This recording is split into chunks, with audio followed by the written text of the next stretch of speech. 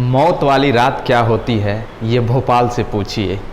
ये कहानी है भारत ही नहीं बल्कि विश्व के सबसे बड़े इंडस्ट्रियल डिजास्टर की, यानी सबसे बड़े कारखाने में घटी घटना की। ये घटना हुई थी भारत के मध्य प्रदेश की राजधानी भोपाल में। तो समय था 3 दिसंबर 1984। 3 दिसंबर 1984 को भोपाल में लोग लगभग 12 बज रहा था, रात का 12 बज रहा था। लोग घरों में अपने सो रहे थे, तभी अचानक उनके घरों में एक काला धुआं सा कुछ प्रवेश करने लगता है। लोगों को पता नहीं होता है ये धुआं किस चीज़ का है, और धुआं देखते ही देखते पूरे शहर में फैल जाता है। लोग नींद से जग जाते हैं और खांसने लगते हैं, उल्टियाँ करने लगते हैं। लोगों को अचानक खांसी आने लगती है, उल्टियाँ करने लगते हैं। उनको पता नहीं होता है उनके साथ ये क्या हो रहा है। और उस दिन ये जो हवा का रुख था वो भी शहर के तरफ ही था। तो जो जहाँ से ये आ रही थी, गैस आ रहा था, वो भी शहर के तरफ आ रहा था और शहर में चारों तरफ फैलने लगा गैस। और भोपाल रेलवे स्टेशन जो था, कुछ ही देर पहले भोपाल की मध्य प्रदेश की राजधानी भोपाल में रेलवे स्टेशन पे एक ट्रेन आती है, पैसेंजर ट्रेन आती है, और उससे लोग वहाँ स्टेशन पे उतरते हैं और वो लोग भी खांसने लगते हैं। उनको भी पता नहीं चलता है ये क्या हो रहा है, और अचानक से वे लोग घबरा के बचने के लिए सड़कों की तरफ भागने लगते हैं। लेकिन उनको पता नहीं होता है कि जो लोग भाग रहे हैं सबसे अधिक मौत उन्हीं लोगों की हो जाती है, क्योंकि जो लोग जितना तेज़ी से भाग रहे थे उन्हें बार बार सांस लेना, उतना ही ज़्यादा सांस लेना पड़ रहा था। और वो जितना ज़्यादा सांस ले रहे थे, वो जो धुआं था, वो जहरीला गैस था, वो उतना ही ज़्यादा ले रहे थे। तो भागने वालों की और अधिकतर मौत हो गई। और इस तरह से लगभग रात भर में ही, रात में 4-5 घंटे में ही सुबह होते होते शहर में चारों तरफ लाशों का ढेर लग गया। चारों तरफ लाशें ही लाशें थी। हॉस्पिटल देखिए, सड़क देखिए, मतलब हर एक जगह, गली नुक्कड़, सभा, चौक चौराहा, भोपाल के शहर में चारों तरफ लाशों से बीछ गया। सुबह तक आलम ये था कि लाशों को दफनाने के लिए या जलाने के लिए कब्रिस्तान भी कम पड़ने लगा। इतनी मौतें हो गई थी वहाँ पे। स्थानीय लोगों का कहना था कि लगभग सुबह तक 6 से 7 हज़ार लोगों की मौत हो चुकी थी। फिर जब सुबह होता है तो खोज किया जाता है कि ये हुआ क्या। तो जब सुबह हुई तो खोज किया गया तो पता चला कुछ ही दिन पहले मध्य प्रदेश की राजधानी भोपाल में 1969 में एक कंपनी की स्थापना हुई थी। कंपनी का नाम था यूनियन कार्बाइड।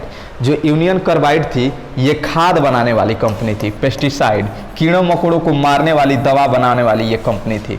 तो 1969 में इस खाद बनाने वाली अमेरिकन कंपनी की स्थापना हुई थी भोपाल में, जिससे वहाँ के लोग बहुत ही ज़्यादा खुश थे, क्योंकि लोगों को वहाँ पे रोज़गार मिल रहा था।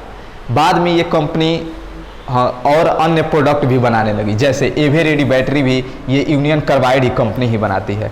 तो यूनियन कार्बाइड जो कंपनी थी, ये कीटनाशक दवा, खाद बनाने वाली कंपनी थी, जिसकी स्थापना 1969 में हुई थी। ये कंपनी खाद बनाने के लिए, कीटनाशक दवा बनाने के लिए जिस गैस का इस्तेमाल करती थी, उस गैस का नाम था मिथाइल आइसोसाइनाइड।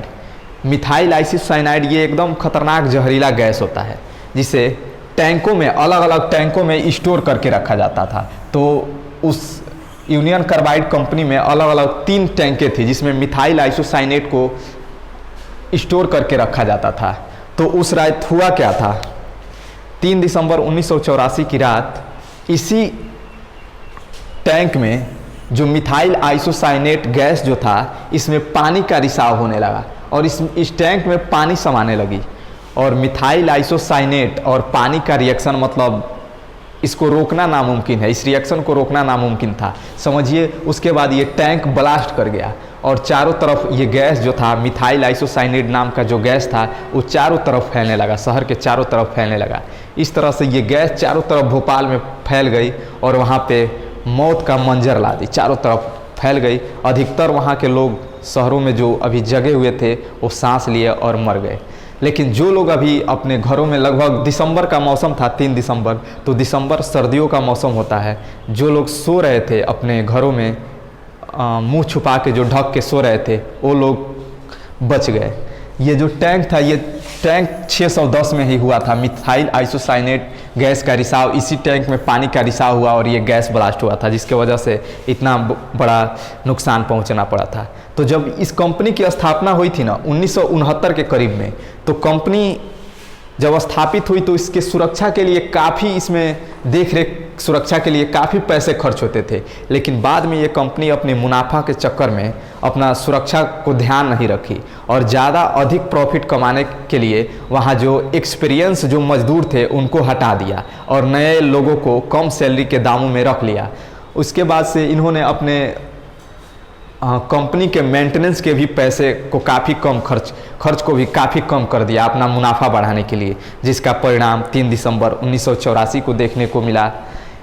कहते हैं कि इसमें लगभग सरकारी आंकड़े के अनुसार 3,700 लोग मारे गए, 3,700 लोग मारे गए तथा 5 लाख लोगों को ये गैस का असर हुआ था उन लोगों पे, तथा 2 लाख लोग हमेशा के लिए अपाहिज हो चुके थे।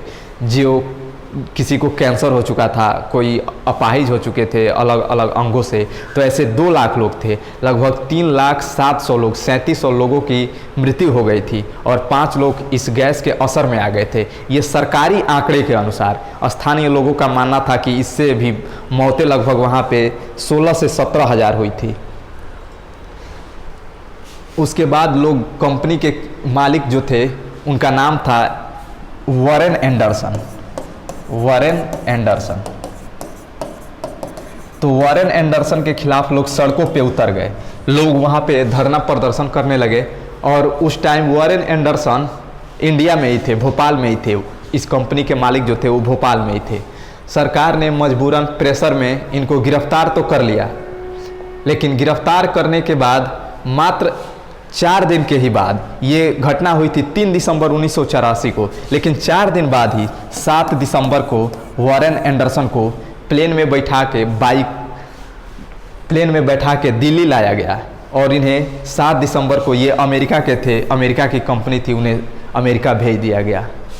तो सवाल ये है कि इतने सरकार पता ना ये डिसीजन कैसे ली और कैसे दबाव में इनको मात्र 4 दिन बाद ही छोड़ दिया गया और ये अपने देश वापस चले गए।